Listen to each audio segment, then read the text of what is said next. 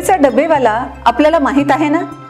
हां, त्याच्यावरच चित्रपट निघाला होता. चित्रपटाचं नावच होतं मुंबईचा डबेवाला.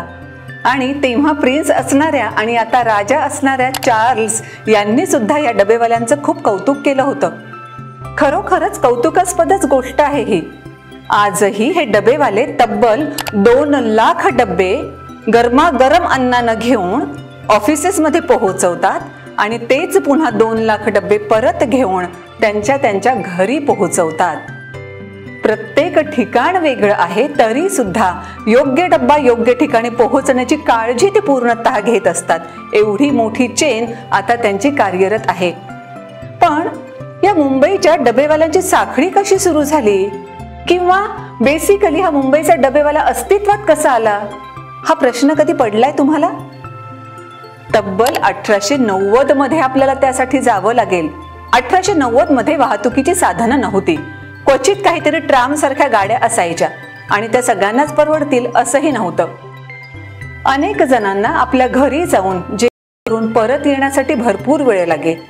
आणि एकदा अशाच एका ऑफिस मधल्या माणसाला घरी जावं लागे, जेवण करावं लागे आणि परत यावं लागे.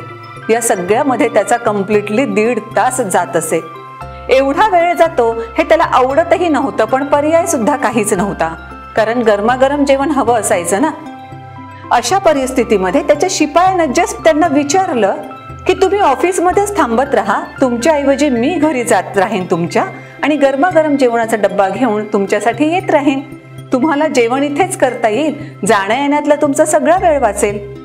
ही आयडिया त्यांना खूप आवडली आणि याच कल्पनेचं रूपांतर पुढे ह्या मुंबईच्या डबेवाल्यांच्या साखळीमध्ये झालं.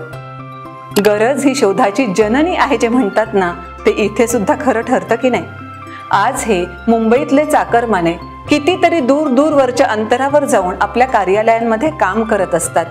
सकाळी आपल्या घरातून ते एवढ्या लवकर निघतात की जेवणाचा डब्बा घेऊन जाणं त्यांना शक्यही नसतं. अशा परिस्थितीमध्ये घरचा गरमागरम आणि ताबडतोब वेळेवर मिळणारा डब्बा जर असेल तर त्यांची कार्यक्षमता वाढणारच की नाही? या मुंबईच्या डबेवाल्यांना खरंच सॅल्यूट.